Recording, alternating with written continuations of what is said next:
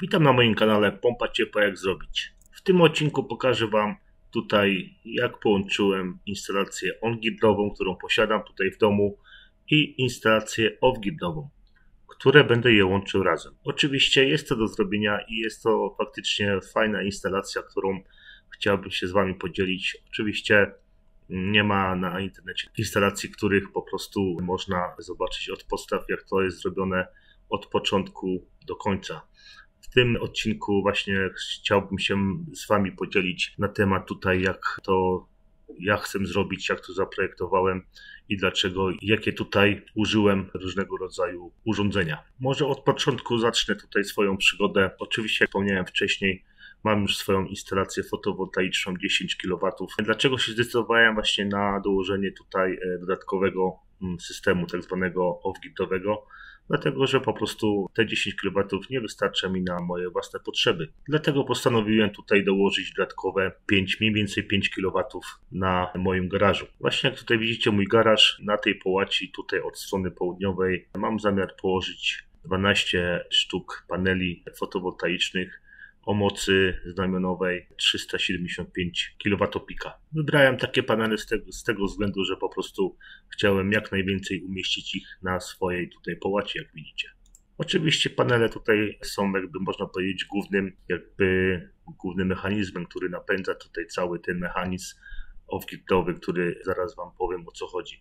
Następnym elementem tutaj, który jest bardzo ważny, żeby po prostu sobie założyć tą instalację, jest oczywiście inwerter, który wybrałem. Oczywiście jest to inwerter hybrydowy jednofazowy. Oczywiście tutaj marka nie ma znaczenia, ja akurat wybrałem DE z tego względu, że ma tutaj podłączenie pod agregat prądotwórczy. Oczywiście inwerter jest bardzo ważny i trzeba po prostu przemyśleć, do jakiej mocy paneli fotowoltaicznych mamy go zamiar użyć.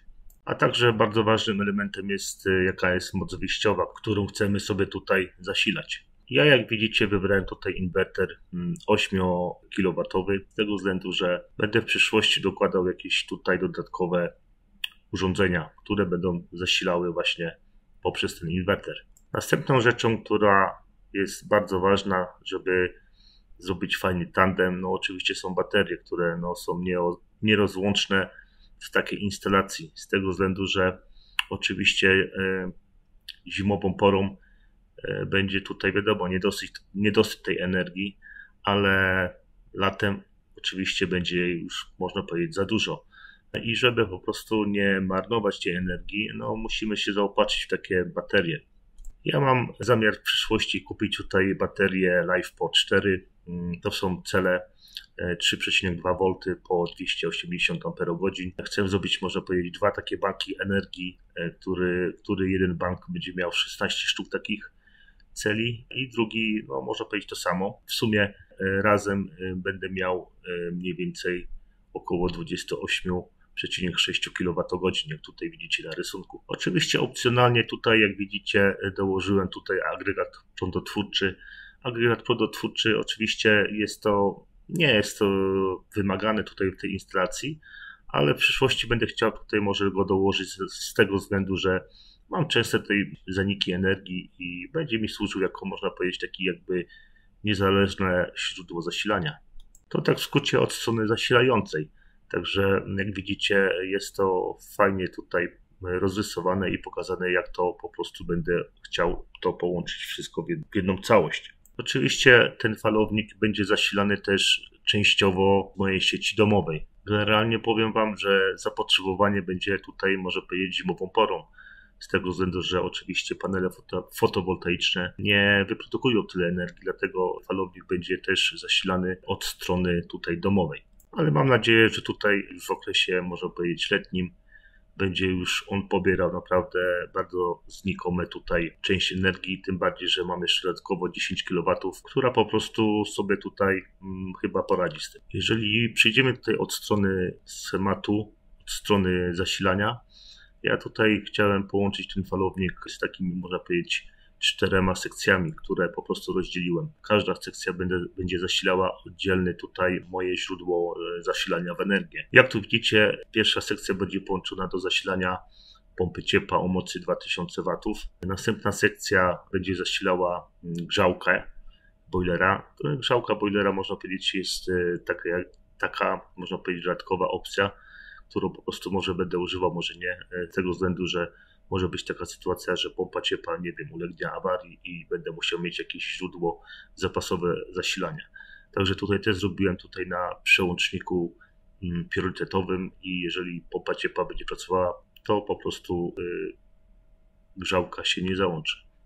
Następnym elementem zasilającym mojego domu jest pompa wody głębinowej. Pompa wody głębinowej mi zasila cały dom. Ona po prostu zasila hydrofor, a następnie hydrofor już rozdziela na wszystkie punkty w domu. Taka pompa oczywiście też nie jest jakaś mała i ona, można powiedzieć, pobiera mi 1100 W. Następnym urządzeniem, które dość sporo pobiera energii, jest klimatyzator. Generalnie klimatyzator ja używam, można powiedzieć, przez cały sezon, bo używam go w okresie zimowym do grzania i w okresie letnim do chłodzenia. Bardzo polecam taki sposób ogrzewania i chłodzenia, także urządzenie jest naprawdę fajne i robi swoją pracę. W moich planach oczywiście do przełączenia sieci off-gridowej do on-gridowej użyłem tak zwanych ATS-ów. Są to przełączniki automatyczne. Oczywiście można ustawić automatyczną pracę, a także można ustawić manualną. Ja generalnie nie będę tutaj ustawiał automatycznej, bo chcę po prostu mieć wszystko pod kontrolą. Jeżeli oczywiście nie będę miał zasilania, to będę wiedział, że coś jest nie tak. To tak w skrócie szybko Wam powiedziałem, jakie mam plany, co będę robił, jak to właśnie rozwiązałem, jak to zamierzam zrobić. Także jak widzicie, nie jest to jakaś, można powiedzieć, trudna sprawa i mam nadzieję, że taki system będzie, można powiedzieć, w przyszłości bardzo, bardzo popularny. Z tego względu, że cena energii elektrycznej oczywiście cały czas drożeje, także trzeba się zastanowić nad tym, żeby po prostu tej energii jak najmniej zużywać. A oczywiście można też to sobie zniwelować właśnie taką instalacją, jak tutaj widzicie. Także jeżeli coś zapomniałem powiedzieć, jeżeli macie jakieś inne pomysły, żeby to zrobić, oczywiście zapraszam do komentowania, jeżeli oczywiście macie ochotę. Także jeżeli oczywiście też jestem otwarty na różnego rodzaju pomysły.